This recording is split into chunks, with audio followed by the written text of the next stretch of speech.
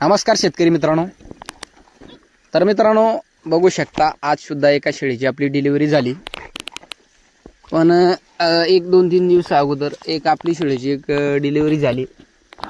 तर त्याने बघा भादी शेळी होती, जबरदस्त चांगली शेळी होती. तर त्याने सुद्धा एकच बोकड दिला, पण बोकड त्याने सुद्धा एक जबरदस्त दिला. आणि कलर बघा एक थोडेसे एक वेगळेच मिळायला लागले. आणि त्या व्हिडिओला आपल्याला एक कमेंट आली, एक पिलू दिल्यावर काय परवडेल. तर सत्य आहे त्यांचं सुद्धा, पण त्याच्यामध्ये आपण काय करू शकत नाही. एक देणारी 4 देऊ शकते, 4 देणारी 1 देऊ शकते, 1 पिले देणारी 5 सुद्धा देऊ शकते. तर बघा मित्रांनो, याच्यावरती आपण काहीच करू शकत नाही. हे संपूर्ण वरचेच्या हातात आहे. आणि किती उत्पन्न आपल्याला मिळेल आपण एक ठामच विचार करून चालतोय. तर याच्यामध्ये बघा काय कायचं गणित लावून चालत असतंय. एवढं उत्पन्न मिळेल, एवढं हा होतंय.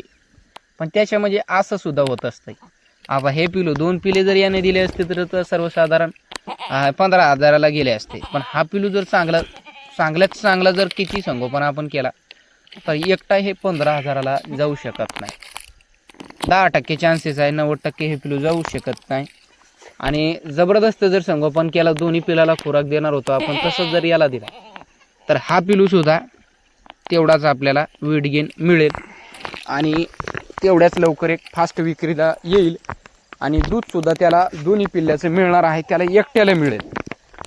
तर तेवढं होऊ शकते. थोडंसं एक 15ला नाही जाणार, पण एक 12-13 हजारापर्यंत एक सहज जाऊ शकतो.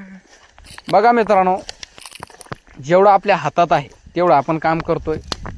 तर बघा त्या दादांचं सुद्धा सत्य आहे, परवडत नाही असं, पण आपण लगेच शेळीपालन थोडी बंद करू शकतो असं व्हायला लागलं. म्हटल्यावर 2 पिले आहेत, आता 10, 15, 20 जेवढ्या शेळ्या माझ्याजवळ असतील त्याने जर एकच पिलू दिलं संपूर्ण शेळ्या तरी सुद्धा आपल्याला करणंच आहे.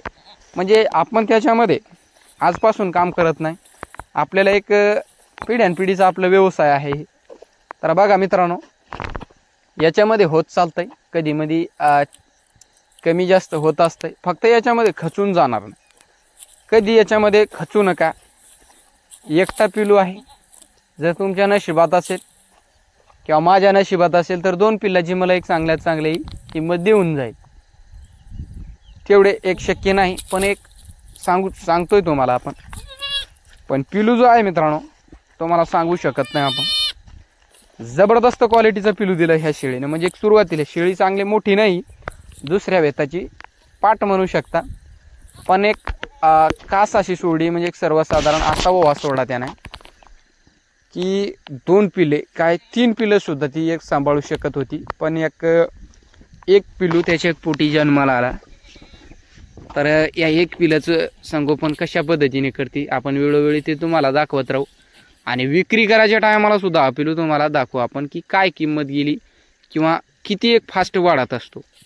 तर दूध भरपूर आहे शेळीला, दुसऱ्या वेताची शेळी आहे.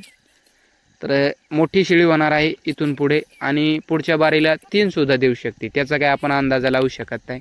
आणि अंदाजा लावून जर कोणताही काम केला मित्रांनो, ते एक तेवढं सक्सेस होत नाही. आपण म्हणलं की एक हा बोकड एवढ्याला जायला पाहिजे, ते तेवढं जाणारच नाही. 100% तुम्हाला 99% सांगतो. अंदाजावरती जर काम केलं तर ते आपलं एक फेलच जात असतं. त्या कारणामुळे सुद्धा शेळीपालन बंद पडत असतं. तर अंदाज नाही मित्रांनो, होत असतंय, कधी कधी कमी जास्त होत असतंय, कधी कधी गाभडत असते शेळी. अशा अडचणी तुम्हाला शेळीपालनामध्ये बघायलाच मिळेल. पण हे काय नाही, एक नॉर्मल आहे माझ्यासाठी. अजूनसुद्धा माझ्या शेळ्या संपूर्ण एक दिलं तरी काय हरकत नाही. कधी 1, कधी 2. आणि त्याच्या अगोदर ह्या 2 शेळ्या वेल्या, त्याच्या अगोदर एका शेळीने 2 देणार होती, त्याने 3 दिले. म्हणजे सर्वसाधारण 2 पाटी 1 बोकड त्याने दिला. ते सुद्धा आपण व्हिडिओ टाकलेला आहे. तर असं एक कमी जास्त होत असतं. याच्यामध्ये काय एवढं हे करत म्हणजे खचून जाऊ नका. तुमचं होत असेल तर काय हरकत नाही. 2 देणारे कधी ना कधी तुमचं एक 3 सुद्धा देऊन टाकेल. मागची पुढची संपूर्ण कसर निघून जाते. फक्त शेळीपालनामध्ये खचून जायचं नाही आणि हार मानायची नाही, फक्त तेवढं कायम लक्षात ठेवा. तर बघा आता नेतोय पिलू घरी. म्हणजे आणि कसा वाटला व्हिडिओ कमेंट करून सांगा. आणि पिलूची क्वालिटी कशी आहे ते सुद्धा मला कमेंट करून सांगा. चला भेटूया एक अशाच व्हिडिओसोबत. व्हिडिओ पाहिल्याबद्दल मनापासून धन्यवाद.